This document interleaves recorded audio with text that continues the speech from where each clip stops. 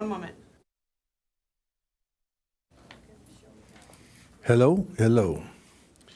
I would like to call to order this regular meeting of the Encinitas City Council for Wednesday, August 14th, 2024 at 6 p.m. And would the clerk please call the roll? Yes, Mayor. Councilmember Lyons. Here. Councilmember Ehlers. Here. Councilmember Hensy is absent. Deputy Mayor Blackwell. Here. Mayor Kranz. Here. The record will show that all members of the council are present with the exception of Councilmember Hensy. Thank you. And Councilmember Hensy is on maternity leave. Her beautiful baby girl, Solène Shea Sardrapur, was born on July 28th. And we wish the family well and know that mother and child are going to take the next couple of months to bond. So I'm very excited about having a new member of the family. With that, I would like to ask that all those able to stand and join me in the Pledge of Allegiance. Ready? Begin. I pledge allegiance to the flag of the United States of America and to the republic for which it stands, one nation, under God, indivisible, with liberty and justice for all. And because it is our first meeting back from break, it is tradition on the City Council to come dressed in Hawaiian shirts. So staff and council have all more or less complied. I think Bruce's shirt is a little bit, it's hard to tell, but. Subdued. So, but everybody tried. So thank you all for that. And we will now be having a special presentation by the Friends of the Arts. And very recently, we had the opportunity to celebrate the grand opening of the new Pacific View Arts Center. And I went through a slew of thank yous, but I screwed up and forgot to thank, in the midst of the ceremonies, Naomi Woodward and the board of the Encinitas Friends of the Arts for all that you do to advance the arts in our community. And that was quite negligent of me, so I apologize for that. But I'm here to tell you that we very much appreciate all that you do to advance the arts in our community. Thank you. Thank you. And Marenka Vandervoort is Executive Director of the Boys and Girls Club, and they're here tonight to make a special presentation that relates to Pacific View Arts Center. Yes, very much so.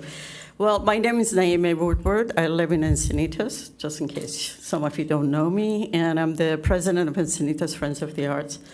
On behalf of the board of Encinitas Friends of the Arts, our donors, members, advisory boards, we want to congratulate the city for a job well done. It was a dream of mine, and now it's realized, so it's really heartwarming. Thank you, and I do want to acknowledge the staff. They work really hard to make it happen, and I think some of them here, so I just want to acknowledge them. And I also wanted to acknowledge some of our board of directors, advisors, donors, friends, who have been standing with me for the last, since 2013. Honestly, when we were collecting signatures on the street corners for this art center. So I want to acknowledge them as well. And obviously my husband, who's been patient with me, all the hard work. So I think he needs to be acknowledged as well. Well, yeah. Well, EFA was originally formed to really advocate and do fundraising for a city arts venue, including the Arts Center, and also to celebrate the cultural diversity in our community. So here we are. So in fact, in 2013, as I mentioned, and in 2020, we gathered signature, and clearly 74% of the community members agreed that we need to have an art center. So I just want to give some background information for some of you who don't know the history.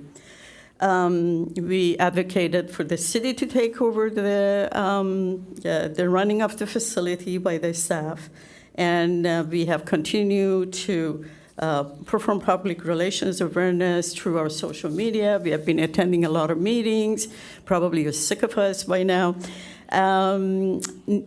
now, Encinitas Friends of the Arts will continue with its support of Pacific View with information dissemination, continuing advocacy for the facility to be fully funded and staffed to reach excellence.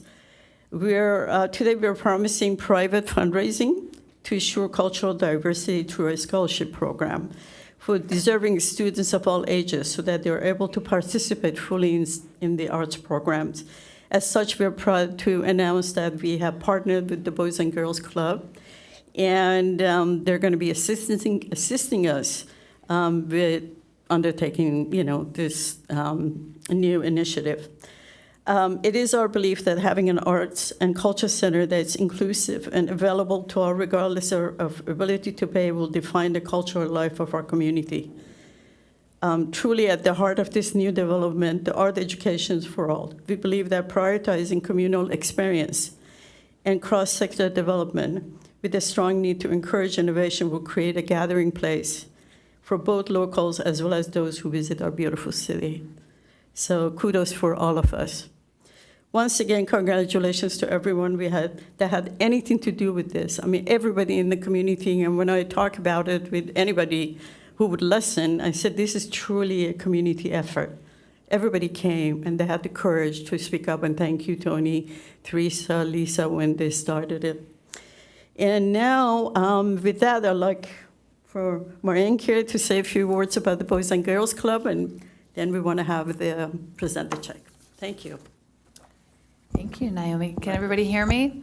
Hi, nice to see you all here. My name is Marinika Vandervoort. I'm the CEO for what is now Boys and Girls Clubs of Northwest San Diego. We were formerly San Diego. We merged with Boys and Girls Clubs of Oceanside. We serve now 6,500 youth as members. And believe it or not, over 2,000 of those are Encinitas residents. We serve them in our traditional after-school clubhouse, the Chrisann Clubhouse. For those of you that have been there, it's quite phenomenal. I think that's an important information for you to know. As a guest tonight, one of the benefits of our merge is the CEO of Boys and Girls Clubs of Oceanside was able to become our foundation president. So we can continue to partner in our leadership. So I just want to point her out if she'll raise her hand, because you'll start to see her more as well in partnership with me. But as Naomi said, we are all about partnerships. It takes the community to serve our youth. And so anytime there's an opportunity for us to do that, we fully want to engage. So thank you for Encinitas' support. Thank you for your support and for, just having us here tonight. Of course. Yes, the Boys Club has a long history here. I was in junior high when it was built back there where it is, and it's always been a pretty important place for young people to have the opportunity to do things that they might not otherwise get that opportunity. So thank you for partnering. Yeah, my pleasure. We also serve about 100 youth at Ocean Knoll Elementary every day after school. Okay. So are we ready for the big check and the picture? Council want to go over and join us here on the Thank you. picture podium? I think that goes up too, doesn't it? Comes down? We are going to go there. No, we just want to, I think that comes Oh, up high enough for you. Oh, it did. Oh, it was perfect. I maybe should Want us up there? maybe you can take and then invite everybody else. Okay, thank you. Paparazzi. There you go. Exactly. All right. Let's make sure we got everybody before we take it. Yep, I can go. I can go up and behind. I can go behind these ladies. Okay. We got all right, we got one more going. Okay, we can see if they, okay, ready? 1, 2, 3. Keep smiling, keep smiling. Woo! All right. Thank you. We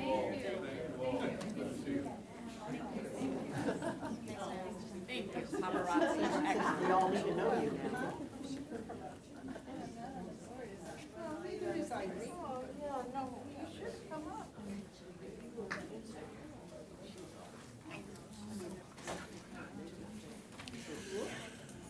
Okay, thanks again. And classes have begun at the Pacific View Arts Center. If you're interested in signing up for one, their listings are on our city website, or you can go to pacificviewartscenter.com and find the classes listed there.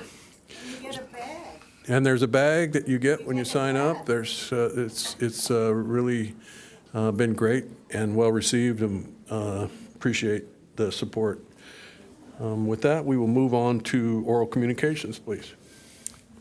And just a reminder for oral communications, it's anything that is not listed on the agenda, and I will call you three at a time. First three speakers, Raul Villamar, followed by Ephraim Avon and Philip Kokomor.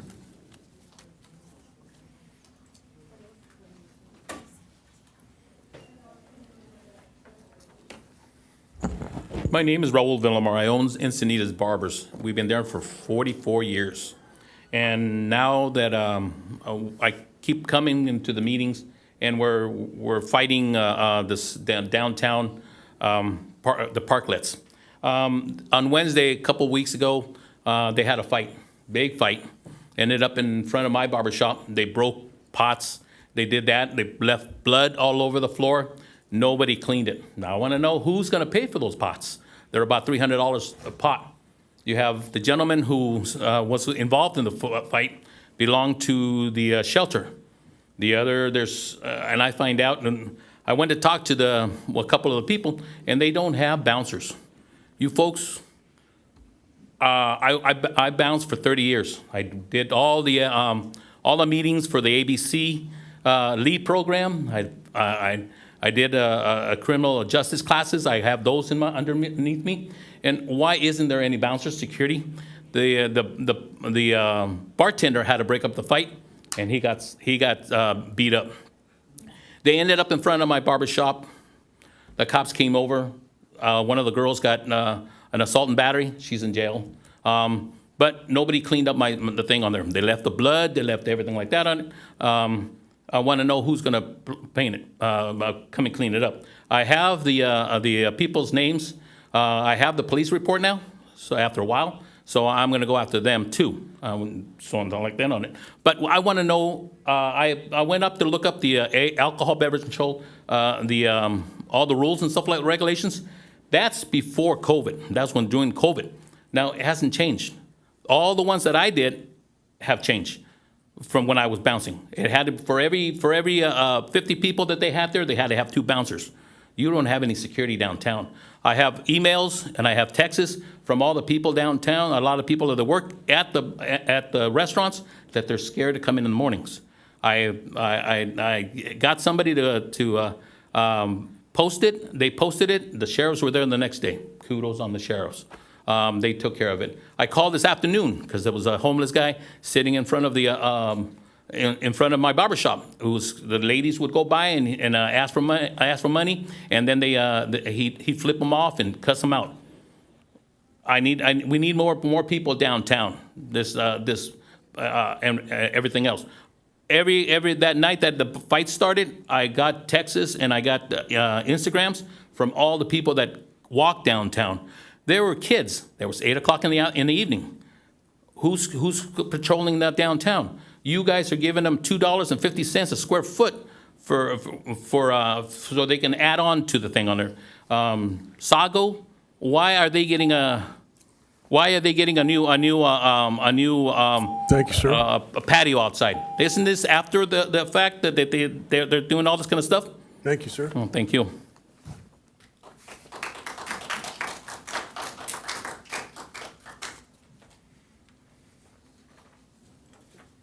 Good evening, everyone. I just here to talk real quick about the proposed location for the Manchester Preserve Project driveway.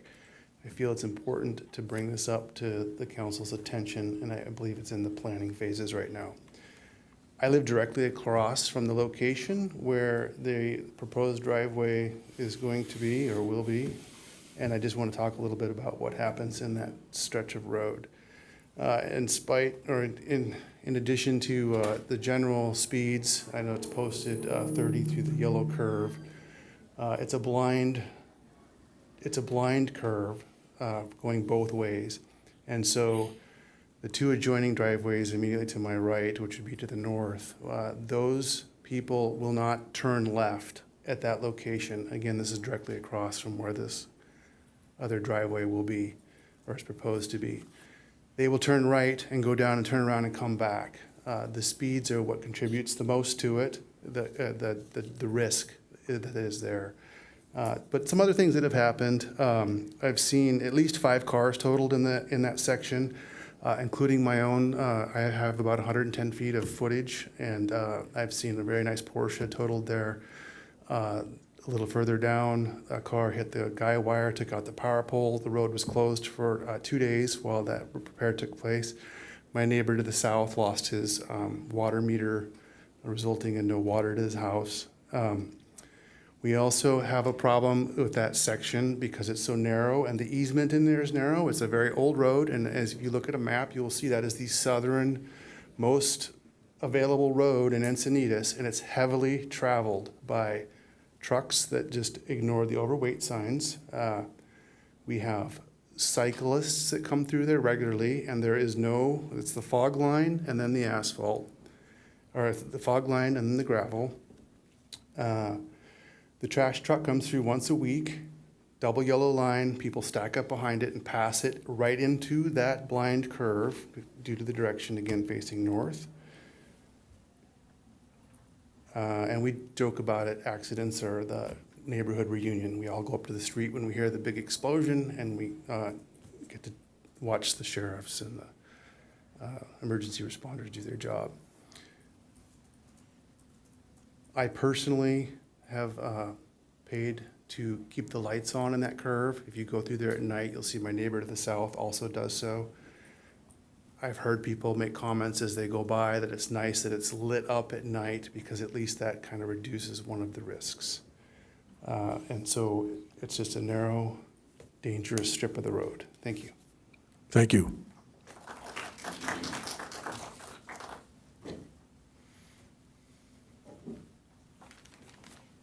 I had a presentation. What was the name of it? That's an ordinance name, version 2, 545.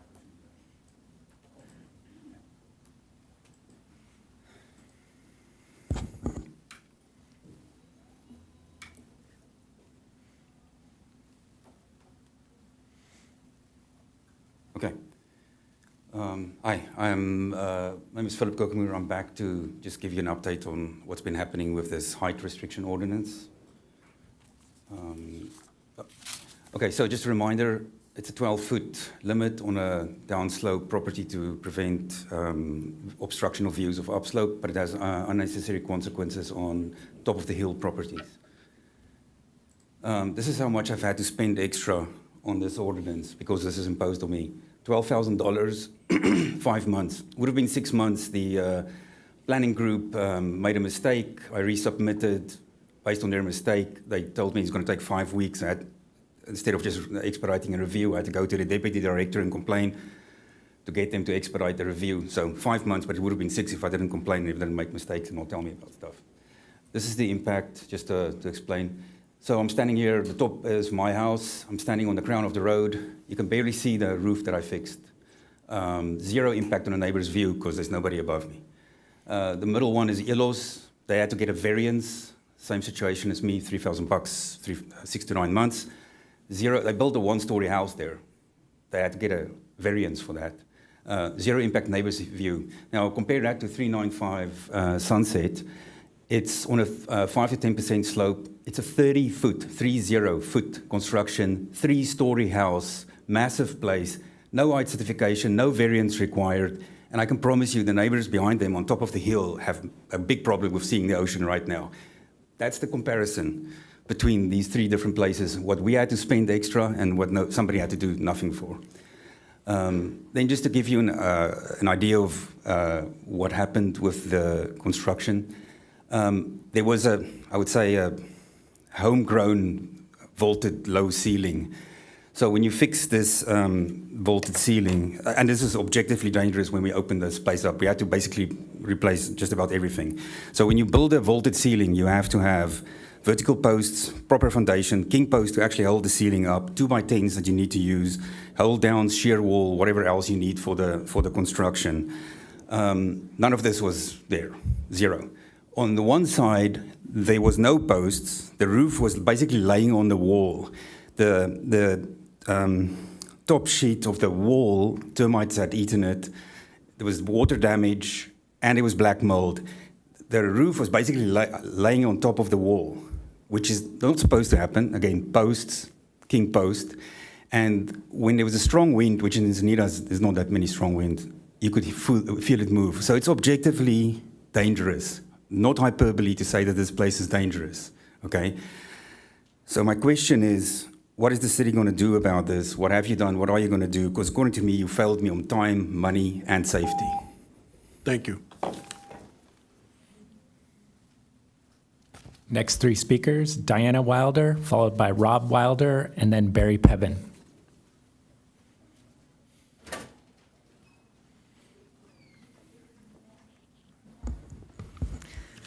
Hello, everybody. I am Diana Wilder, and I'd like to briefly comment on the Preserve, which is a condo project currently in the permit application stage. It's sited directly west of the actual Manchester Preserve, our lovely, lovely preserve that hundreds, if not thousands, of our local residents enjoy every week. The developer is suggesting 35 houses, including 4 affordable units on an R1 parcel with a very dangerous access point, as our previous speaker pointed out, and a line of bluff-top homes on threatened species habitat. I've lived for over 20 years on Manchester Avenue. I know the road very well. Like hundreds of other people, I've walked this area and the adjoining preserve several times a week for the last 20 years. We need more affordable housing. I say yes in my backyard. I'd welcome this project, but there are some things that I'd like the council to know about as we go into this permit application process. Firstly, the project lacks the required site distance for traffic safety. Manchester is posted at 40 miles an hour, legally requiring at least 440 feet of site distance in both directions. The developer's current proposed street access is at a blind curve on Manchester. There's less than 180 feet of site distance at the proposed vehicular access point, as our previous speaker was discussing. Cars and trucks coming around the blind curve posted at 40 miles an hour, they often go much faster. They'd have less than 3 seconds before impacting vehicles entering or exiting at that point. It's not obvious when you look at it on a flat map. If you look at Manchester, it doesn't look like much of a curve. But anybody, if you're on site there and you walk it, you'll immediately see the problem because of the topography. You just can't see. This violates the state's Department of Transportation highway safety requirements and exposes the city to liability for traffic deaths that are almost certain to occur at that point. Number 2, sitting on the bluffs. They've put roads and houses at the very hilly, steep slopes on the parcel's far east side, which violates our city's clear and objective hillside bluff overlay rules. Yes, the density bonus law and the Bankers Hill 150 court decision do allow the waiver of subjective development standards. But hillside bluff overlay rules are an objective design standard, so the proposed siting will fail here. The parcel's eastern side is undisturbed land where the Diegan coastal sage scrub, all the sensitive native grasslands, all the southern maritime chaparral, and all the scrub oak is located. Yet they're siting houses right there. Instead, they could site the access at the west end, put the homes away from the steep slopes on previously disturbed land, avoid sensitive habitat and the federally protected gnat catchers, and thank you. Thank you.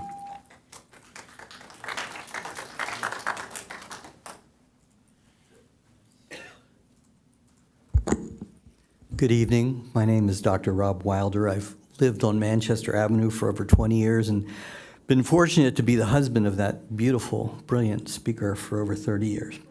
I'm also going to speak about Manchester Preserve, the same proposed development. I note at the outset, as was just said by 2 prior speakers, there's inadequate site distance. They have to have at least 440 feet. There's less than 160. It fails both directions. It fails state law. In engineering, a well-known large engineering firm is doing a report right now. They'll soon be submitting that report showing it fails in state law. So that would be like a mic drop moment when you get that report. I can't drop this mic, it's attached. But that's what it would be. It's the plan fails. So what was nagging at me was how could a developer who's done a few projects have missed this? It's been nagging at me. How could they miss a basic point? So we know that site distance is not waivable, rudimentary engineering 101. How could they not have understood hillside inland bluff overlay? It's objective. Well, I spoke with the developers. I went to each of their 4 prior sites, and I spoke with them. And briefly, at all 4 sites, and you all know them, Fox Point Farms, a nice addition, coming along well. Quail Gardens Drive, Sunshine Gardens, Summit on Lake Drive, and Prayas Point. You've heard about that one. They're all on flat, straight roads, perpendicular, with just enormous site distance. So they weren't aware of the traffic requirements here, which is a very different sort of parcel, or that hillside inland bluff overlay, objective 25% slopes have to be reserved. They weren't aware of it. So we know a cottage industry has sprung up around Bankers Hill 150, density bonus laws, and it gives developers a lot of leeway, and it ties the hands of local planners like here. So it's a slam dunk for developers. They've suggested 4 affordable units. And we've had our mayor, our honorable mayor here, talk about, I don't know how we can deny it when it's within the 4 corners of the law. And I understand, rightly, so it makes sense, the position you've been in, all of us are in. But here, it's a much, much tougher to develop parcel. It's very hilly, and the ingress-egress is absolutely unsafe. They cannot demand waivers. I've spoken with them. They think they can waive everything. You can't waive on safety. Now, I understand the easier why. If they cite 15 houses at the far eastern end, they'll command much greater profits. My time limit, I only have 20 seconds, prevents me from speaking to a number of other conflicts. But basically, we're all yes in my backyard. Build your 35 units, but you have to have safe ingress and egress. It's not a case where the developer can say, we'll sue you if you don't approve it. In this case, you can approve it according to state law. So thank you very much. Thank you. Next speaker, Barry Pevin.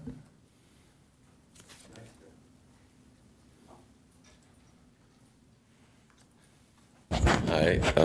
This is kind of a spur of the moment thing. I actually agree with most of the things that the city does around here. I've been a resident for 14 years, and I have a business here called Nights to Feed You Food Brokers. Some of the things I'd like to see change or ask about are some of the parking ordinances. Are policemen allowed to arrest people for parking and sleeping in their vehicles around here, or threaten to arrest them? I would like to ask that to the city council, because what I read in Boise versus Idaho, federal law has jurisdiction over all state and local ordinances, as far as I know, okay? And I would just assume get a permit to park there. We own a home on 650 Orpheus, my folks, but we can't park there with our RV because we've been eliminated from that location by my sister and my mother because of anxiety, and we couldn't be there, okay? And when my stepfather died, he allowed us to be there. But when he died, it wasn't possible anymore. So we were evicted unlawfully. We didn't complain about that. But we've been in an RV for about 4 years, and we're wondering if maybe we could get a permit to park somewhere. Besides the campground, we would be even willing to be the caretakers of Glen Park. In fact, James McDonald, a good friend of mine, who just passed away, and who's a horticulturist, and I am too, I've planted an orchard over at the Ecology Center, which is now the Farm Lab, and I take care of that for free.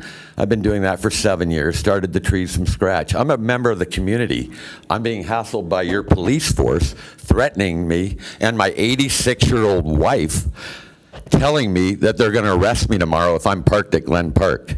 Can you address this issue, or allow me to get a permit to address the issue?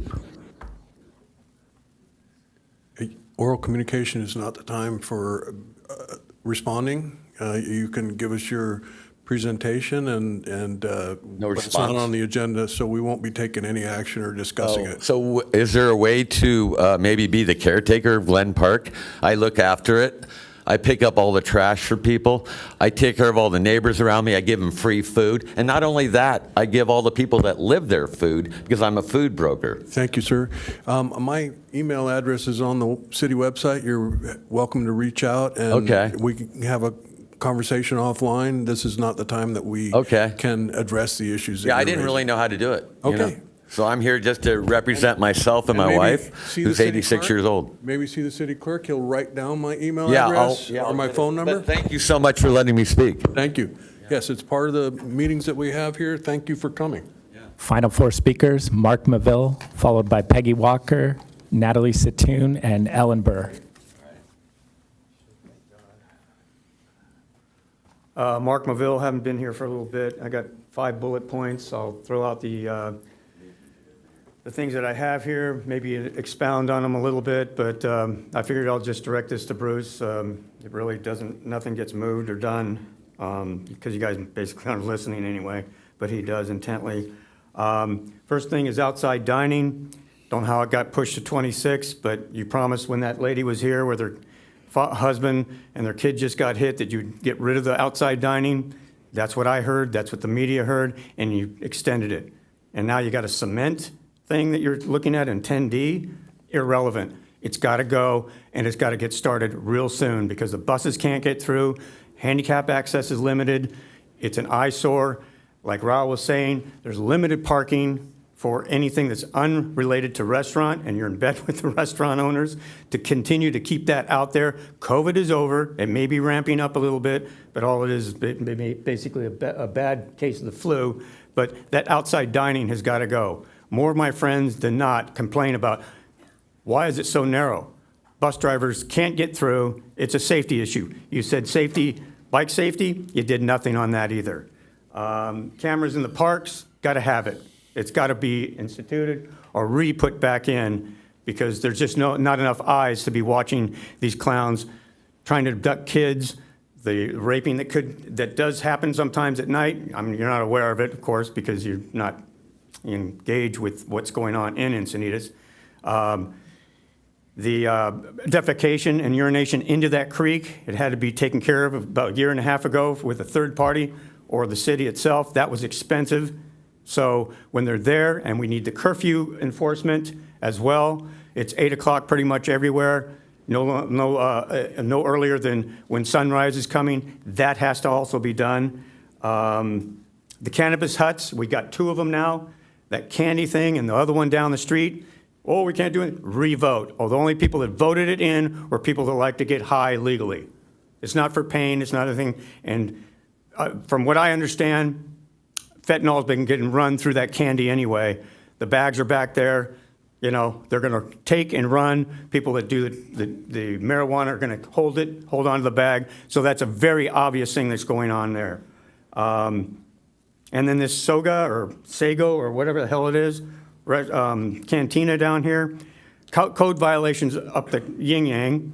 They tried to put that bench in too high. That was a good move on your part, and made them take it all out and lower it as far down as they can, or even to the sidewalk level. There's prostitution, there's drug running, there's all kinds of crap going on in there. He doesn't care about La Paloma. He just blasts that music. The kids really don't like the place anymore anyway, the way it's set up now, like Miami Vice or whatever the hell it is. Thank you, sir. But Thank you you, got sir. to do something. Whether you, you put sir. it on the docket or not, pay attention. Thank But you, I sir. know Bruce will when he's the new mayor coming here in a few months.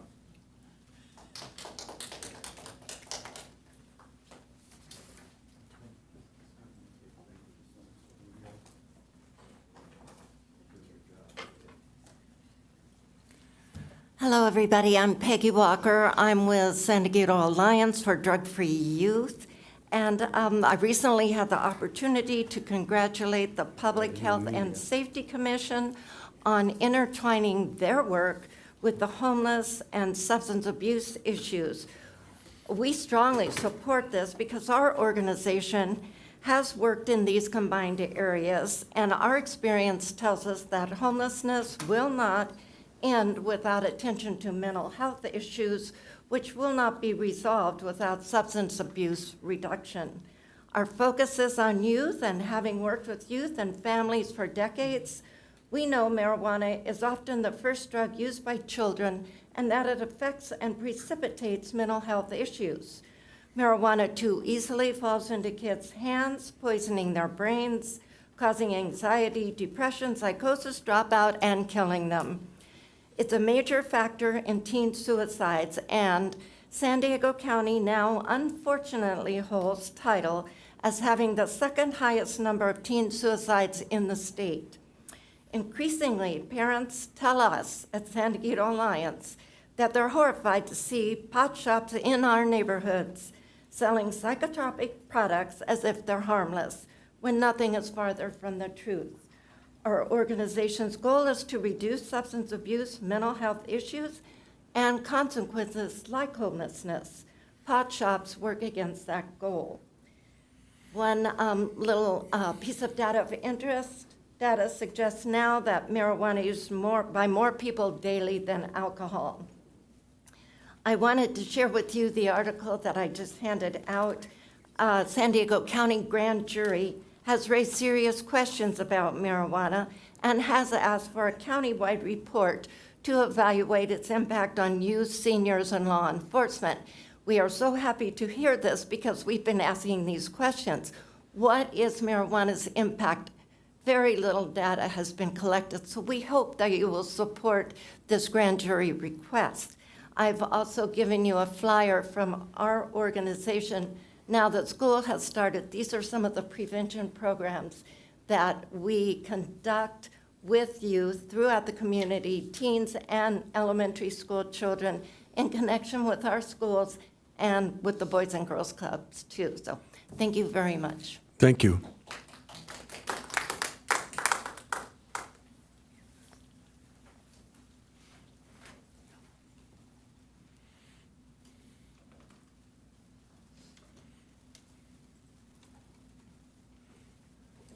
So I have a flag photo, a flagpole photo, and then I have a couple of videos. The flag first, if you don't mind, and then I'll let you know when the video's ready. So, hi, Natalie Satoon Cardiff. Several things. It was so sad to see that our city did not have one flag along our downtown sidewalks or host any city-sponsored event for the 4th of July. I realize our council is largely Democrat, and if there's any time to proudly wave the American flag, it should be now under the Biden-Harris administration. How unpatriotic will our town really look if Trump is elected? I'd also like to thank the SDA principal this morning for his insight at the school board liaison meeting concerning the danger zone of SDA. Once again, this design is a death trap. However, your employees double down today that it is not. Please post the videos for online viewers to see. My comments tonight, and there should be audio, my comments tonight concern the abusive homeless activity toward Encinitas residents, businesses, and visitors. This Sunday, a 90-minute walk from Encinitas to Cardiff and back resulted in 15 homeless encounters, one homeless man provoking a physical altercation with a constituent, homeless drinking alcohol and shooting a taser at Swami's, homeless out cold lying in the sidewalk at the Swami's crossing, and a woman violently screaming downtown. We learned of a homeless man lighting a fire in front of Atlea Manor, a young mom harassed at In-N-Out, leading her to believe that her 2-year-old was in danger of being kidnapped, a thief stealing belongings and then hassling beachgoers at Moonlight, and a recent group of neighbors hosting a celebration of life threatening to be shot. My friend works on the 101 and is harassed, cursed, threatened, and often must clean up drug paraphernalia, feces, blood, vomit from her parklet and in front of the entry before she can begin her workday. She literally has nightmares of being raped and killed. This council continually makes decisions fostering and promoting homelessness that residents and businesses must endure. I have some asks. We need an emergency order first. For code enforcement and homeless outreach shift to operate during non-standard business hours, immediate compliance with nuisance order to clean up our town, encampments to be eradicated, or Cottonwood Creek OGs, the 5 off-ramp at Santa Fe, behind Swami's Cafe on the 101, and the canyon at Leucadia and ECR. I request Chief Gordon implement a policy requiring firefighters responding to calls to contact SDSO for every person under the influence, as Captain Watts has confirmed that his deputies will arrest for this. I can cite 3 instances where firefighters allowed people to simply leave the scene. One was a second call for the same person that very day, our tax dollars at work. I'm requesting council assemble an advisory group to develop and implement ordinances discouraging homelessness and to cease completely funding community partners that attract additional homeless here. Lastly, I'm requesting that each of you, Tony, Allison, Kelly, who's not here, and Joy, to roll up your, and Pam, you too, to roll up your sleeves during the early morning hours to help businesses clean from the prior night before they can open. You all need to experience the firsthand experience with your Thank you. decisions. Thank you.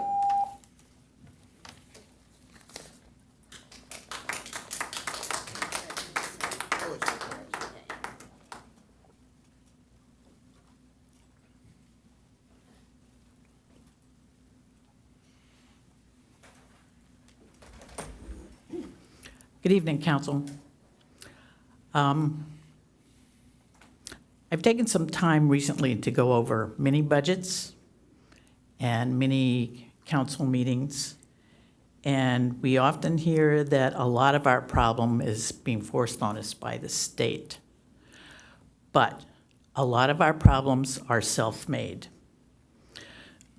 If you look at what our major issues of consternation and expense are, I would say the following include, some might not like this, Leucadia Streetscape, Pacific View, L7, and the many and numerous bike and cycle tracks. Almost all of these have come at the instigation of small, vocal, very engaged special interest groups, often who have some sort of connection, whether it's family, friend, special interest, whatever. And that is not the way a city should operate and do business. You have your priorities of what you are supposed to do, and everything else should be icing on the cake, not vice versa. I'm also concerned that a number of these apparently should have been prevented. Tony, you say it's a weak mayor? Well, even a weak mayor should know what is going on. And this L7 mess is a perfect example. The we who was meeting over the summer should not have been meeting over the summer and going out of their way to be part of something that is not in their purview. And if you were not aware of it, then surely the city manager was. And someone should be responsible for making sure that whatever is said is going to be done or not going to be done is done, and that we need to do the things that the city is supposed to do, not all of these other special things that people really, really like because that's what they really, really like. So going forward, I would like to be sure to know, to somehow ensure that at least the council and mayor, whomever you may be, is aware of the situation and the effect it has placed on this city and the city's finances for at least the last 10 or 15 years, and to make sure it doesn't happen again. We're not Congress. We are a little city. Thank you. Thank you. That does conclude oral communications. Okay, thank you all very much. And with that, we will move on to item number 6, which is a report from closed session. And for that report, I turn to the city attorney. Thank you, Mr. Mayor. At approximately 3:30 this afternoon, the city council convened closed session and shortly thereafter convened into closed session under closed doors under closed session. It recessed from closed session at approximately 5:30 p.m. this afternoon. It discussed a number of cases, all of which are listed on the special meeting agenda for today's special closed session meeting. The City Council discussed 6 named cases under the under Government Code Section 54956.9, existing litigation. Those cases are Davis et al. Versus City of Encinitas et al., Clays et al. Versus City of Encinitas et al., Obayashi versus City of Encinitas, Verbeuf versus City of Encinitas, Cheraskin et al. Versus City of Encinitas, and Miller versus City of Encinitas. The City Council also discussed 7 matters under the authority significant exposure litigation of Government Code Section 54956.9 D2 and took no reportable action on those 7 matters, nor did the City Council take any reportable action on the 6 named cases I just discussed. Finally, the City Council met in closed session on 2 items, whether to initiate litigation, 2 cases under the authority of Government Code Section 54956.9 D4. Under one matter, the City Council took no reportable action. Under the second matter, the City Council decided to join the class action federal opioid lawsuit in the Kroger class action lawsuit. And that ends my report from closed session. Thank you. And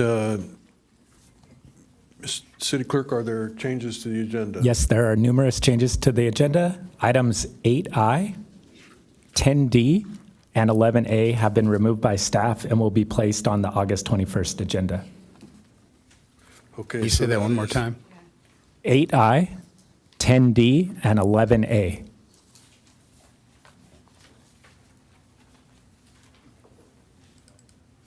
And moving to the consent calendar, item 8L has been removed by a member of the public.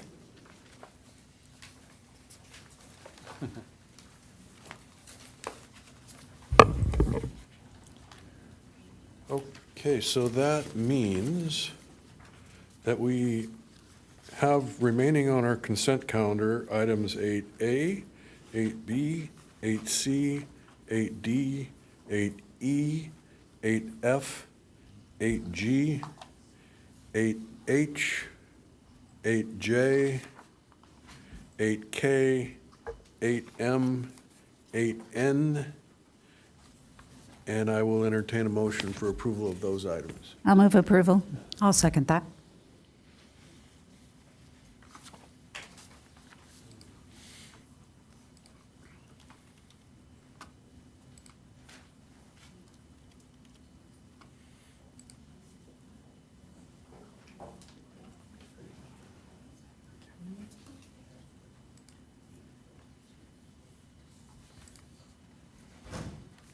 Go ahead and vote.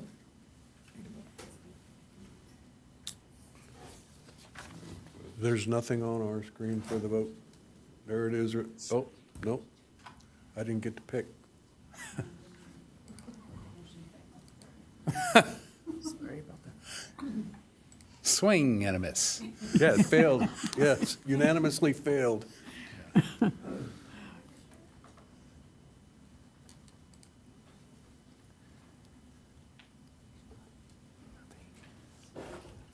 I'll just do a roll call vote. Councilmember Lyons? Yes.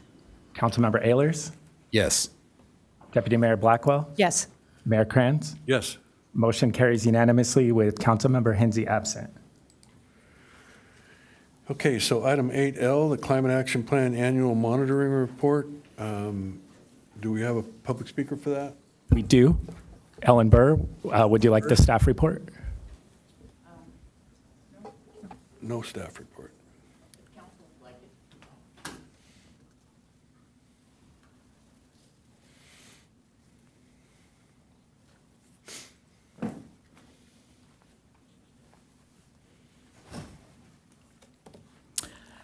I was very disappointed to read this report because there's hardly anything in here about the green waste diversion, which is bringing in over $1 million. Well, the whole thing is bringing in over $1 million, but the 5% increase to the city, to the solid waste fund, to take care of all of our waste problems or in education and everything else to do with it.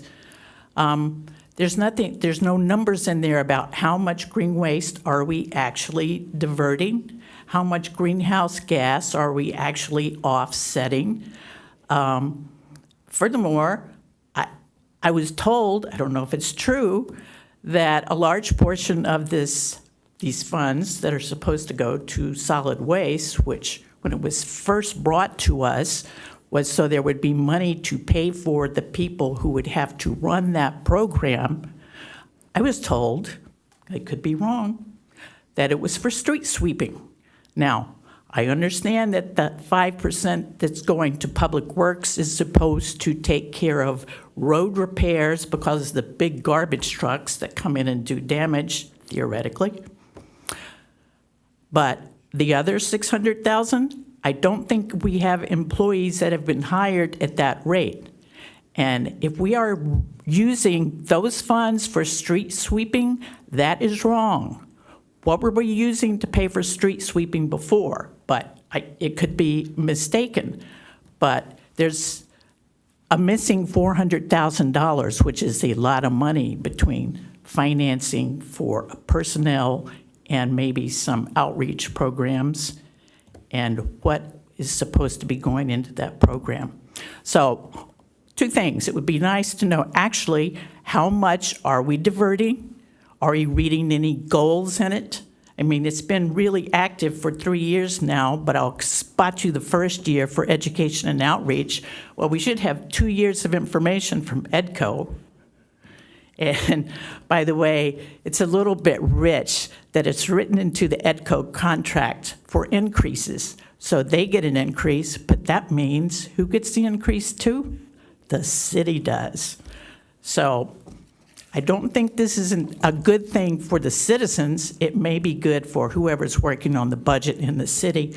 And please, I don't think it should take an act of the council to take care of our batteries. You want me to drive to Vista or San Marcos to get rid of my little AA batteries in my light bulbs? How absurd. Thank you. Thank you. So I don't know if those questions are questions that you can answer? Thank you, Mayor. The focus of the Climate Action Plan annual report is not as specific as the speaker was referring to. So there's many measures that are in the Climate Action Plan, and that is just one small component of the Climate Action Plan, and it doesn't get to that specificity as it relates to all the measures. Okay, thank you. Councilmember Ehlers. Yeah, I went back and looked because I thought it did have the plot of the pounds per day per person in there trended over 10 years. So it actually does show a decline in the last 3 years. Not a huge one, but I think the data is in there. The question is, where did the data come from, maybe? Okay. Okay. Would it be possible, because I'm a little confused by your comments, so would it be okay if Ellen came back just Actually, 1 minute? I'd rather maybe take it offline and we Okay. can get the budgetary questions Let's answered. Let's talk offline, because I think the data was there, but you may have a more detailed question, so. Yeah, but- and thanks for clarifying that. There was a lot to unpack in that speaker's comments. So, yes, there is data regarding the annual diversion from the landfill. Interestingly, we get that data from Cal Recycle. They are quite delayed in providing that data to us. So each year when we complete the annual report, we don't actually have that year's data until the following year. So it's 1 year delay. So that's perhaps the reason why you didn't see the 2023 data in this report. But that is the extent of what we provide for this particular report. Yeah, and it's on page 39 of the main report, so. you. Thank you. Thanks for the explanation. I would move approval of this item. I'll second.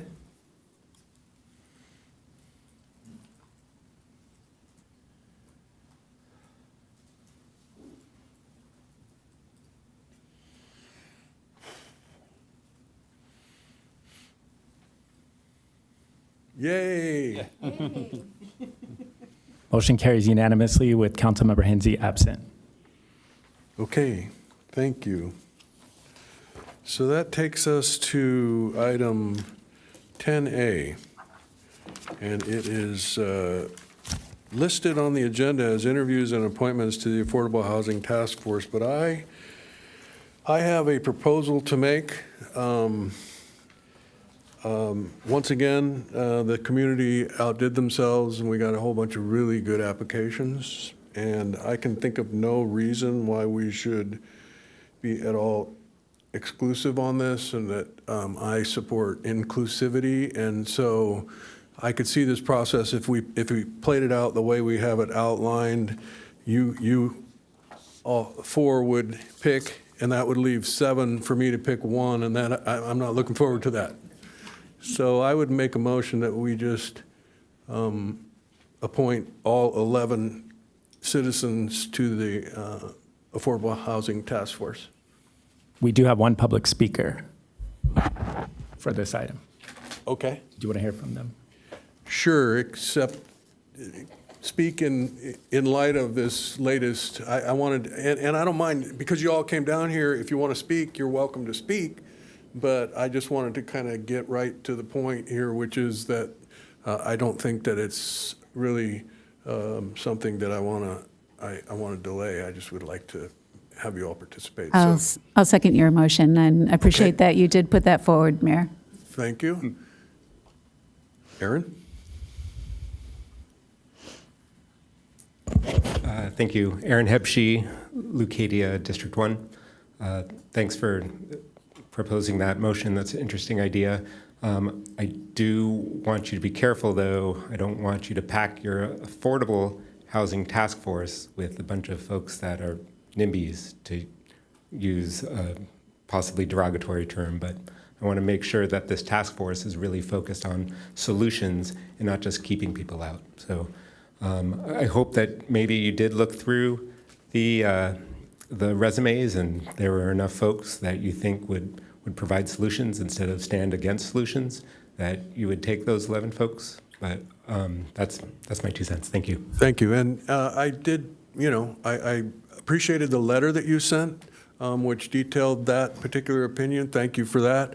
I think all the people that have applied are good people, and that they see what the mission is. And, if it appears that we're, at cross purposes, maybe there'll be some decisions that will need to be made. But I take each of these applicants at their word that they are committed to the goals of the Affordable Housing Task Force. So is there any applicant that wants to come up and speak? Karen, go ahead.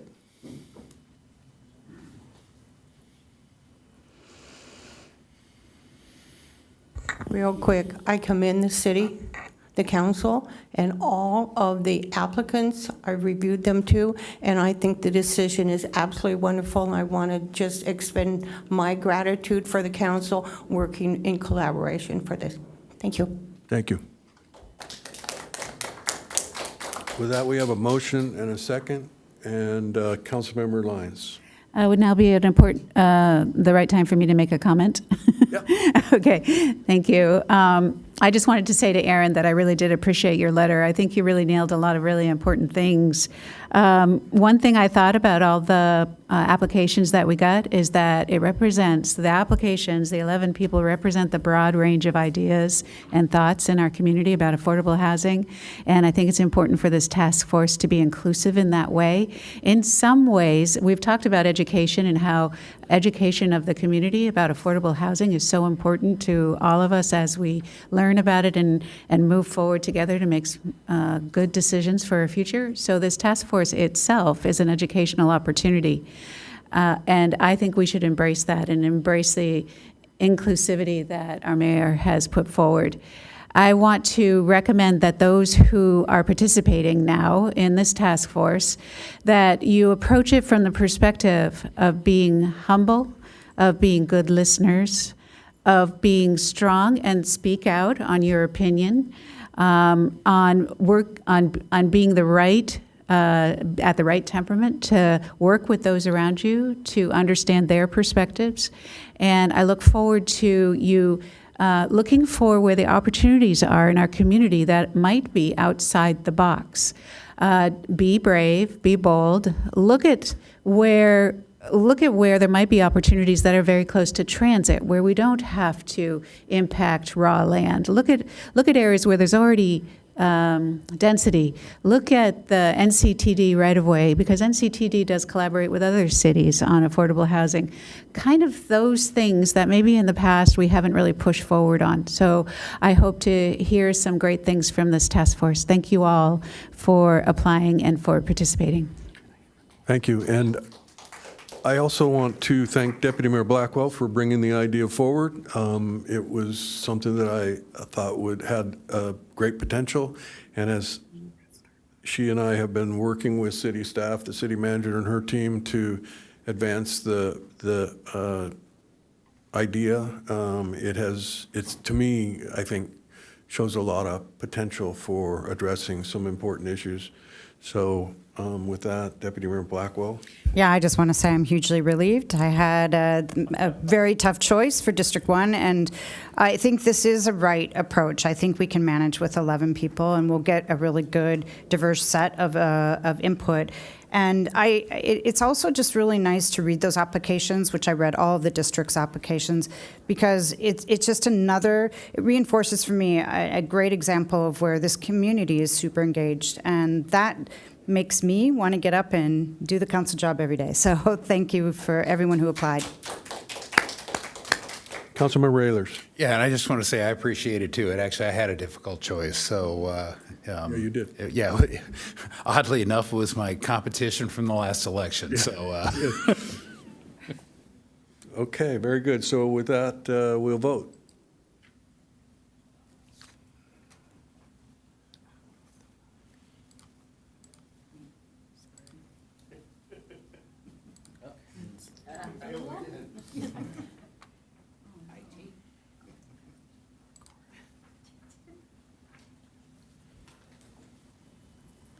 We're practicing patience. Motion carries unanimously with Councilmember Hensy absent. Thank you all for applying, and look forward to working the weeks ahead, months ahead. Okay, moving on to item 10B, we have a public hearing and introduction of City Council Ordinance Number 2024-03 to amend Chapter 7.18 of the City of Encinitas Municipal Code to add Section 7.18.035, Design, Build, Procurement, and we're going to hear from the Director of Engineering, Bankston. And because it is a public hearing, we will hear her give a staff report. I will ask the council to disclose any other information they have received that is not included in the staff report. We'll have preliminary questions. We will then open the public hearing, and then we will close the public hearing and have council discussion and possible action. Thank you, Jill. Okay. Good evening, Mayor, council members, members of the audience. I'm here tonight to provide an introduction of a design build ordinance. So currently with city contracting practices, we have design bid build as our typical practice. So we award one contract to an engineer to prepare the design. That designer puts together the plans and specifications. We put that project out to bid, and then a separate contractor bids on that, and we award to the lowest responsive and responsible bidder. The item before you tonight is an ordinance update that would add design build language into our Encinitas Municipal Code, and that would allow us to pursue design build. And that process is a little different. It's a two-step process to select your team.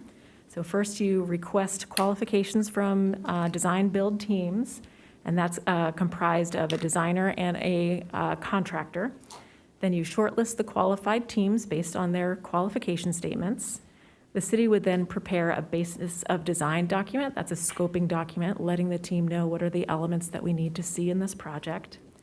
Then we get proposals from just the shortlisted qualified teams. And then ultimately, we would award a contract to the best proposal, the one that provides the best value to the city. So some advantages of a design build contract is we get to pick a team with relevant experience. It's not just the lowest bidder. You can have faster project delivery. It reduces conflicts between the designer and the contractor because they're on the same team. We have improved collaboration and then reduced risk. Some disadvantages is that the selection of your design build team can take more time, typically 4 to 6 months, sometimes more. And design build is only eligible for certain types of projects. So it's buildings over $1 million and then certain types of water and wastewater projects. The owner has less direct control of design process because we're not receiving our 30, 60, 90% submittals and then reviewing them. So we have to stay engaged in the process throughout the entire design phase. So with that, that ends my presentation on the introduction, and I'm ready to take any comments. Thank you. Please, if you would, make any disclosures that are necessary. Councilmember Lyons?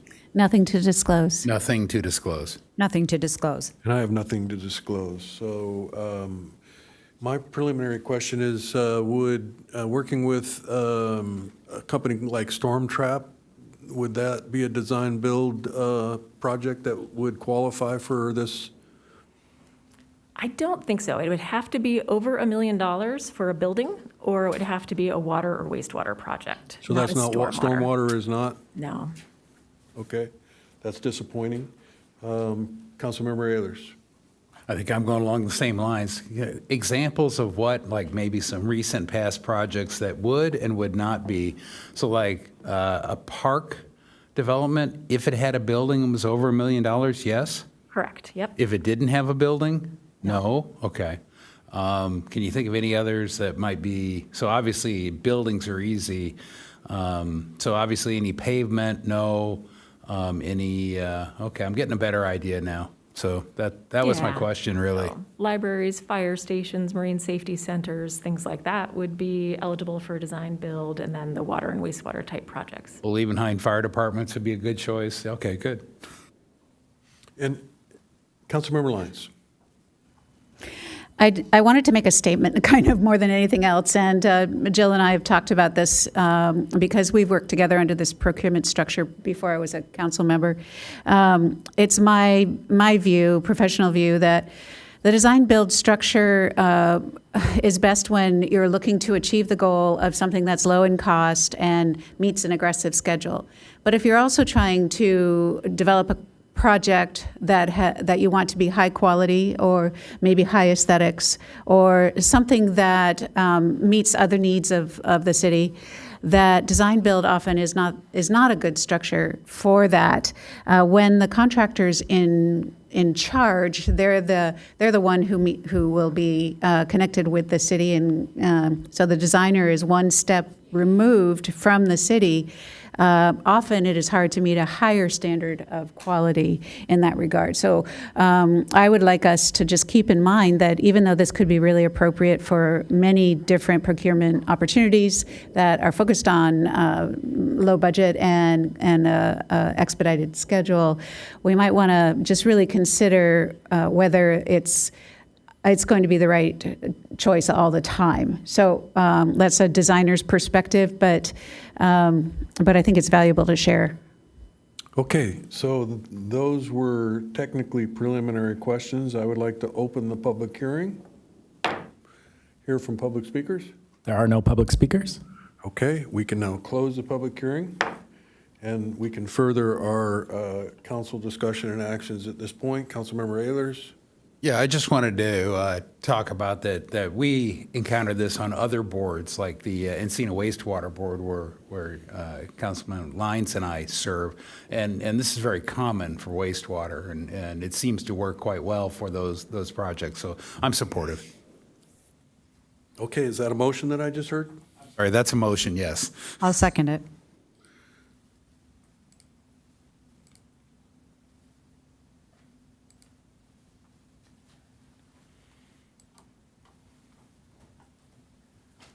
Motion carries unanimously with Councilmember Hensy absent. Okay, thank you all. Jill?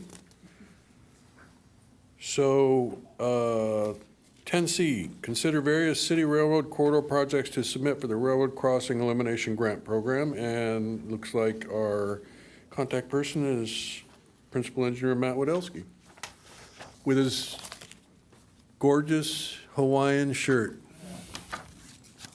Thank you, Jill, Mayor. yours was too. Sorry I didn't compliment you. Okay. Good evening, City Council, Mayor, City Manager. Here, there we go. Thank you. Here to do just a quick summary of this agenda item, mainly for discussion and to get direction from City Council. This grant opportunity came across a little bit ago, and so we wanted to bring it to Council to explain it and then get specifically direction about what we want to do. So what I have in the agenda here is basically summarizing our agenda report in a couple of quick slides for everybody who saw the report. As far as the background, July 10th was when the notice of funding opportunity went out. Federal Railroad Administration is the agency that's putting this out. Has $1.15 billion for projects total, $38 million specifically for planning projects. So if you do that, that means just over $1 billion for the projects, $38 million in for planning, which was a new thing this year. The minimum threshold, $1 million for a project, except for planning projects. Those are allowed to be less than $1 million. And then the local match is going to have to be 20% per the grant requirements. Eligible projects specifically stated in the NOFO, really they're going after grade separations or closures at existing crossings, a track relocation project. In general, this would be something similar to if in the city of Del Mar, they were going to move the entire railroad corridor away from where it is today to eliminate the crossings. Installing safety devices that have to relate to grade separation or track relocation. It can't just be installing whatever you want. It has to be related to those two. The other means to improve safety, again, having to be related to grade separation and track relocation projects. The group-related projects means if you have a combination of a grade separation and or track relocation, that can be grouped together. Then the planning projects are, for planning cases, but they also have to be related to the criteria that is listed above. For the project types, it's kind of self-explanatory. The track one is planning projects. This is maybe an idea has come up, but nothing has been officially done. So this is where you would fund a project to do studies, to look at alternatives analysis, look at basic environmental. That would be a track one. The track two is where an alternative has been selected and you're looking at, we want to do survey, we're going to prepare design plans, we're going to do hydrology calculations, we're going to do geotech work. And then the track three, finalizing the design and mainly funding the construction. So it was important to identify, if we do have a project, which track we would want to put it for.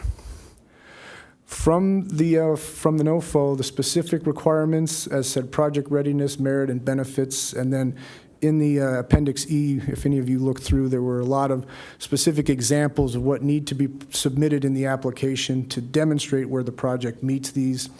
And again, also in here, preferences specifically, grade separation and closures of railroad crossings are really going to be given preference, is what the document states.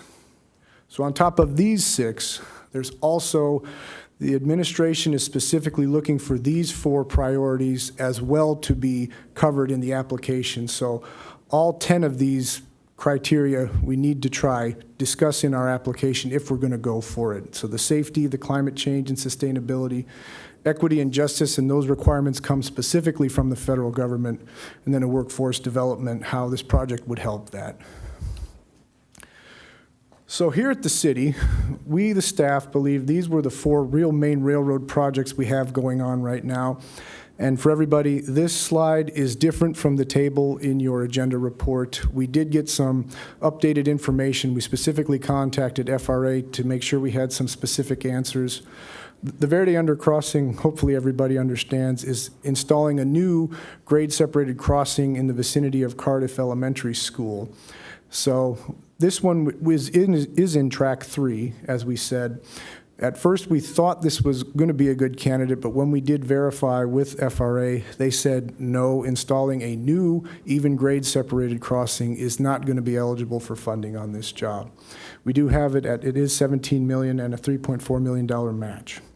The citywide quiet zone right now is in design.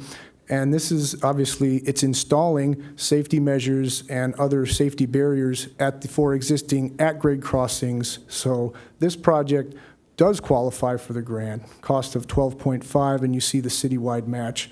What staff believes would be the best is right now it's in design, and if we apply for a grant, we could get funding for construction because we already have the funding set aside to finish the design. For the citywide cross connect, it was a very large planning study, identified 20 crossings in the city. First, the report you have, we said maybe on it, but after we checked in with a little more detail, most of these projects were adding new crossings, and so since it's adding new crossings, this is not going to qualify for this grant. And then as we knew, the Leucadia at-grade crossings, we all love this project, but again, adding new crossings is not going to meet the criteria of this grant. The requirements, we have to do this by September 23rd. We do it on grants.gov, which we have login accounts for. The application's up to 25 pages. What we've estimated, if City Council does direct staff to have us prepare an application, we're estimating about $25,000 to $30,000 to have consultants help us out with preparing this application if we would do it.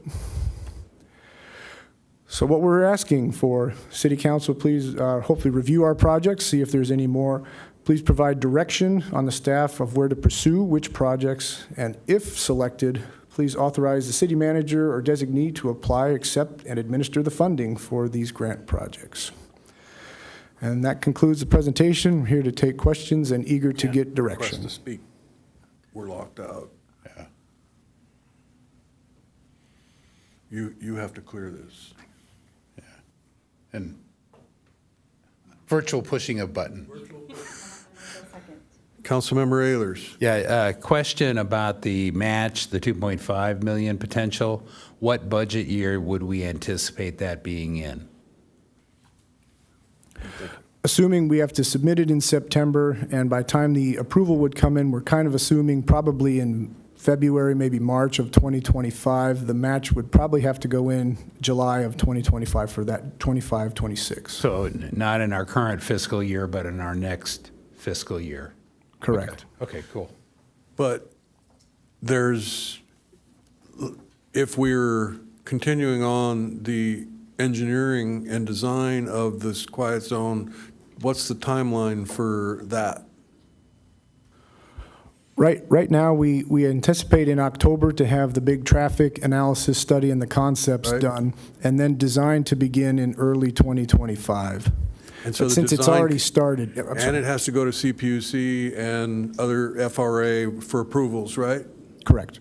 So it might be one of those things that we would budget, but it wouldn't be for next fiscal year, but maybe the following fiscal year, which is when we would expect construction to begin. That's correct. Okay, thank you.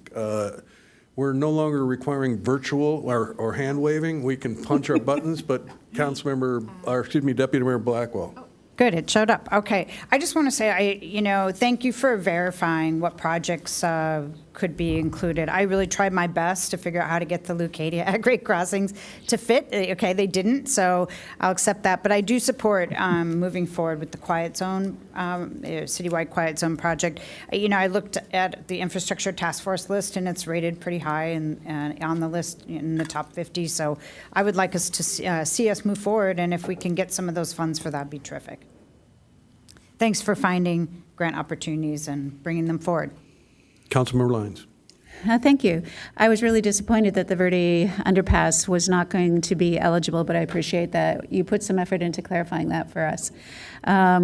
So I want to make the statement that these are funds that I'm somewhat familiar with from some past experience, and I attended the webinar that the FRA gave a few months ago about four cities who are applying for these grants, and they really did emphasize that the more we consider that our segment of the corridor is really important to a wider, longer, bigger region, the more we bring that into our grant request, the more that we clarify what we're asking for improvements and what we're asking for funding does actually overall benefit the broader and larger corridor, then the more successful the grant applications typically are. So I'm not really sure. I think that really what they look for as far as benefiting the whole corridor is that the train schedule ends up being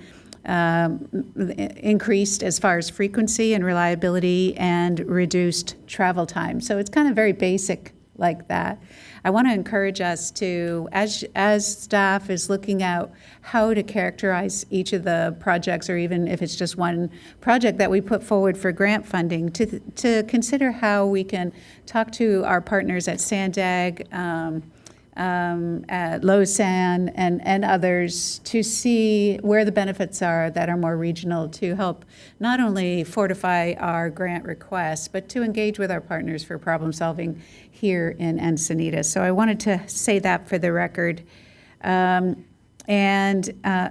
have spoken with our staff about, since this source of funding appears not available for Verde Underpass, they will be looking then for other sources of funding that would be appropriate for new underpasses, and hopefully we'll be able to find other ways to get these new underpasses funded. But thank you for bringing this forward. I'm excited to support it and to pursue this additional funding. Councilmember Raylers. I just wanted to add to what Councilman Lyons was saying, in that the advantage, I think, one way to bring in the more regional is that we have a lot of visitors serving commercial, that the quiet zone would greatly enhance the hotel and the restaurant experience along that corridor. And that's not just serving Encinitas residents, that's serving people visiting from all over California, all over the world.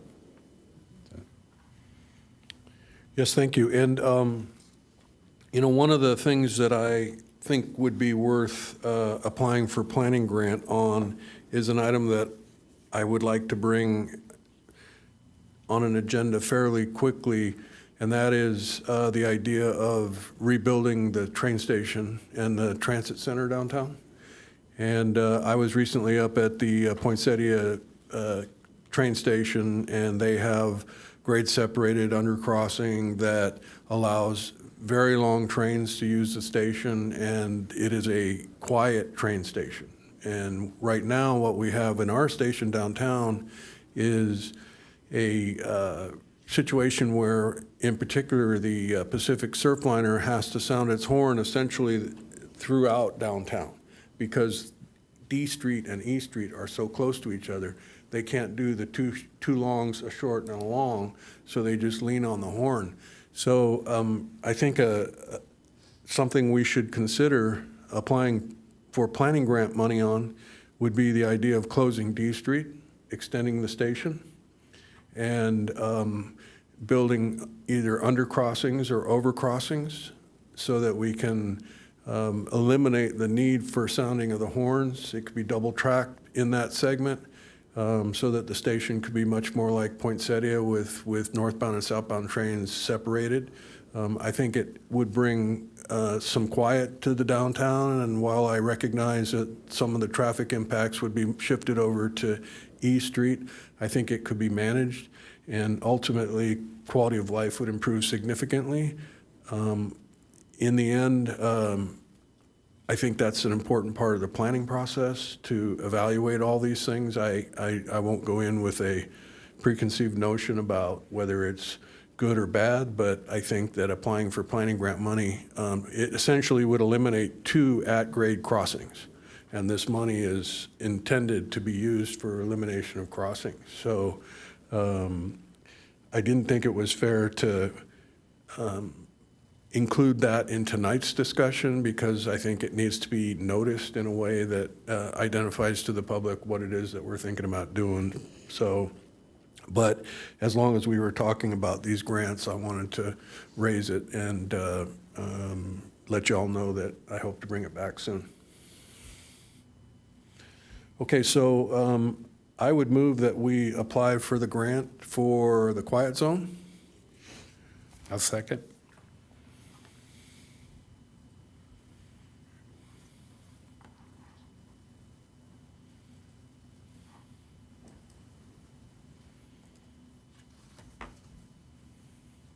Motion carries unanimously with Councilmember Hensy absent. Okay, thank you. So now we are skipping 10D. That'll be coming up in a future meeting. 10E is the Housing Equity Action Plan and Displacement Risk Action Plan. And Look at that Hawaiian shirt. I don't know. Do flamingos count as Hawaiian? Are they Hawaiian? Tropical? Okay. He showed up in the shirt. Yeah. Yeah. Meanwhile, Patty, no, a little, tried.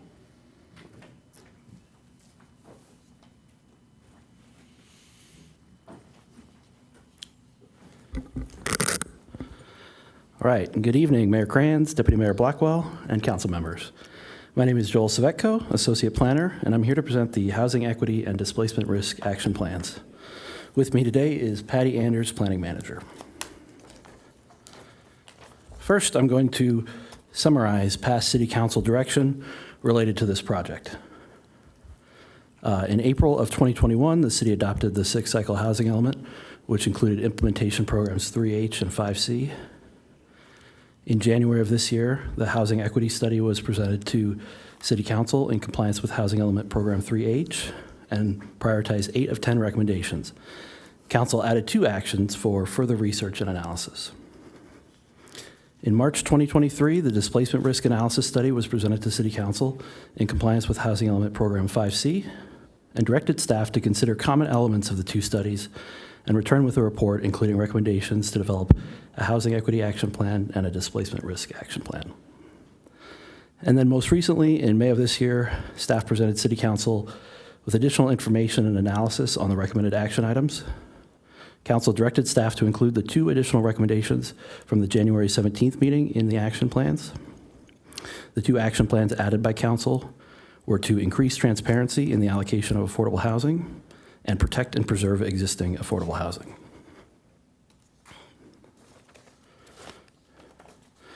So in your packet, you'll see the action plans for each goal.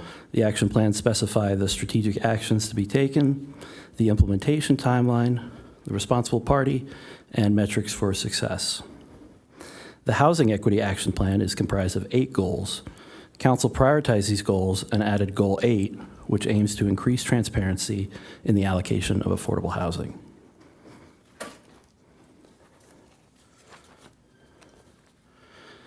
The Displacement Risk Action Plan is comprised of 6 goals and is structured in a similar way. Council prioritized these goals and added Goal 6, which focuses on protecting and preserving existing affordable housing. So with that, staff's recommendation is to adopt resolution number 2024-90, adopting the Housing Equity Action Plan, and to adopt resolution number 2024-91, adopting the Displacement Risk Action Plan. This concludes staff's presentation, and we are available to answer any questions. Okay, thank you for that presentation. Are there any public speakers? There are no public speakers to this item. I see no requests to speak, so I would move approval of this item. Pardon me? I have one. Okay, Councilmember Ehlers. I didn't have a question. I was waiting for the deliberation. On goal number 8, the increased transparency in the allocation of affordable housing, one of my goals would be to make the entire process for allocating the affordable housing units more transparent. And right now, it's mostly at the decision of who they go to once the people qualify is really the developer. And I would like to see a more random selection where people, the developer would collect the qualified applicants, and then there would be a random drawing where somebody would get it, and it would all be transparent. And the details, I don't think we would go into tonight, but I'd like to see as part of this goal a agendized discussion or a city council discussion and some staff work added to this goal as a third component of goal number 8. And I don't know how my fellow council members feel. Well, I would ask for comment from staff on that. Yeah, I think we could certainly add that to goal number 8, Councilmember Ehlers. And yeah, at this point, the allocation is regulated by the VAMA agreements. which are voluntary agreements with the industry associations, National Association of Realtors and the Apartment Association. So yeah, they're voluntary, and but we could certainly add that as a component of Goal 8. Yeah, and as much, it would be great to educate us on, because you said the VAMA agreements, and those are by the Building Industry Association, right? So in my mind, that's a little bit of the fox watching the hen house. And so I'd like to make sure we all understand it, and we may have recommendations on how to make it more objective and less self-interest involved, and maybe give the applicants that qualify into that pool a little more hope that they may come out the back end with actually qualifying for a rental unit or a for sale unit. And I think density bonus law changed to address the sale of these units to non-qualifying. Does that ring a bell, City Attorney? Or staff? Yeah, Mayor Cranz, the density bonus law was changed so that it gives the opportunity, I believe it's for 180 days, for it to be sold to a qualified low-income buyer. And at the conclusion of that 180 days, the person selling that, whoever is selling it, could have the option of selling it to a qualified low-income housing nonprofit. Okay. And then I support the idea. I also would like to explore whether there's a way in the conditions of approval that might be a right of first refusal on the part of the city if it's being sold to a non-qualifying. I'm okay if the developer is going to go through the process of finding a qualifying purchaser, but non-qualifying, I think I would like to have the city to have the first bite at it. I think that's something that we will take that note, and when we come back to council with information on this, we'll explore that and have information on it. Okay, thank you. Councilmember Lyons. Thank you, Mayor. I would like a little bit of clarification on how frequently you think that you will bring this back before us. The reason I say that is we've got a lot of great content here. You've really, I think we've gone through this process really deliberately and really honed a good program here for strategic action. I'm excited and anxious to see how we start measuring it and monitoring how we're doing, and also on reporting back on how we're achieving the benchmarks for success. I'd just like to get a sense of what can I expect as far as coming back to report to us. Would it be more, if there's something significant on an action item, you would come before us, or could we expect we'd get a report, informational report on a biannual basis or something like that? Councilmember Lyons, I think of course, we'd be anything that required council input or authority. We, of course, would be back in front of you item by item. But in terms of any reporting, whatever the council's desire would be in terms of getting a report back, I think an annual basis is kind of typically how we report out. I think if that's something the council desires, it's something that we could accommodate. I would like to put that forward as a friendly amendment to get a report on an annual basis. Yeah, don't we already do an annual housing report that we're required to submit to HCD? Yeah, we do have the APR that we submit each year. Typically, that's something that comes on consent to the council. So I don't know if that's something, if you'd prefer like a written report that comes on consent as a component of that, or if you'd actually like a presentation to hear how this is going. But I think that would be that would make sense, because this did come out of the housing element. The APR is related to the housing element, so we could combine those. Well, so, to Councilmember Lyons' point, we're going to adopt this, and then it would be good to have it be in the action section so that we were a little more deliberate about analyzing the impacts of the steps that we've taken. And I did want to, I see you're up, Councilmember Ehlers requesting to speak, and if you could. Well, I was going to second your motion, or that's all I was going. Oh, okay. Or well, so we're going to make a motion to adopt these two resolutions and then come back with 8 your idea here, and also include in the motion having a report on what we've adopted with the housing report that we get every year. So your motion is just the adoption of the two items in the report right now? Or do you have the two additional, the report out and the third I action added item? both of those, Okay. so I think we can get All it in all in one. one motion, adopt this as is, come back with an item that does the requested action from Councilmember Ehlers, and then plan to include it in the reporting on this in the annual report. So it's, yeah, and I'll second, and I'm good with the changes.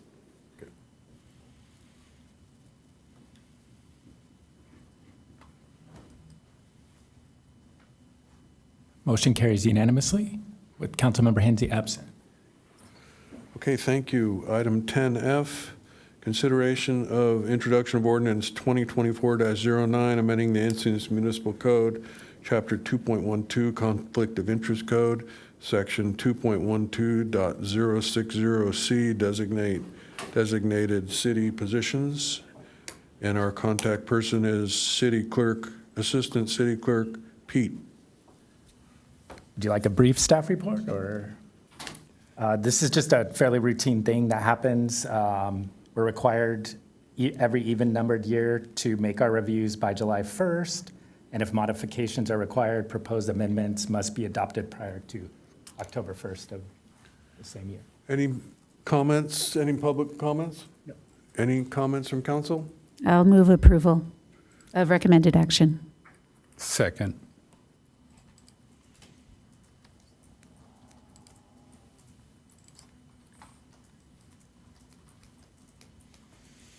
Motion carries unanimously with Councilmember Hensy absent. Okay. Here, next to a very complicated item, number 10G, proposed amendments to amendment number 5 to the city manager's employment agreement effective July 1st, 2024. And the contact person, oh, it's me.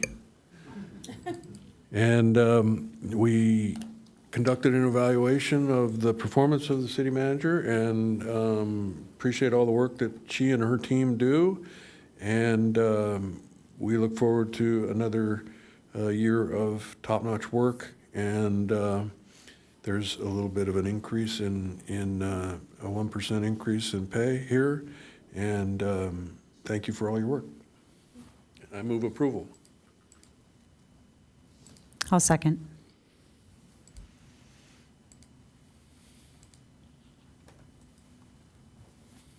Motion carries unanimously with Councilmember Hensy absent. Okay. Wow. Oh, well, Jace, sorry you missed out. We're done. It said I was reporting. It didn't say anything about Jace on the report. So I just took it from here and ran with it, and we got her done. All right, thank you. Thank you. And we have moved 11A to another meeting, and there are no council member initiated items. Are there any reports pursuant to AB 1234? I will just report that in July, I attended a Encina Wastewater Authority meeting. I also attended a San Diego County Water Authority meeting. I think that's all I need to report. And I attended the same Encina board meeting, and also had a Policy Finance Committee meeting yesterday. Nothing to report out of those. I attended the San Leo JPA meeting in July, but I do not have anything to report. Okay, thank you. And I would like to report from Sandag that we are advancing the smart growth grant process. So it's another area that I think we should look for the opportunity to apply. Perhaps for some planning down here by the Transit Center. It could be used perhaps in conjunction with the closing of grade crossings. So expect in the month ahead or so, we have an item to look at what the opportunities there might be. So city manager reports. No report tonight. City attorney reports. No report this evening, Mr. Mayor. City clerk reports. Nothing to report. Thank you. And before we close, I just wanted to say one more time how proud I am of city staff and the team and the councils that for many years advanced the Pacific View Art Center project. To see it open is really heartwarming. There's a lot of interest, and I'm looking forward to many, many outstanding art objects and pieces coming out of there. A lot of learning is going to go on there. I also want to mention that Jerm Wright, a high school teacher up at San Diego Academy, longtime Encinitas resident, really just hit the ball out of the park on the El Portal undercrossing. I've seen a lot of people there enjoying the art that they created with the mosaic panels. It was really fun to unveil that. Also, it reminded me once again that good things come to those who wait. So it took a long time, but I know that he put in a lot of effort and worked with a lot of different students to make it happen. So our city is definitely establishing our appreciation for the arts, and it's one more really brilliant piece to add to the collection. So thanks to all who were involved in that. And seeing no other requests to speak, this meeting is adjourned.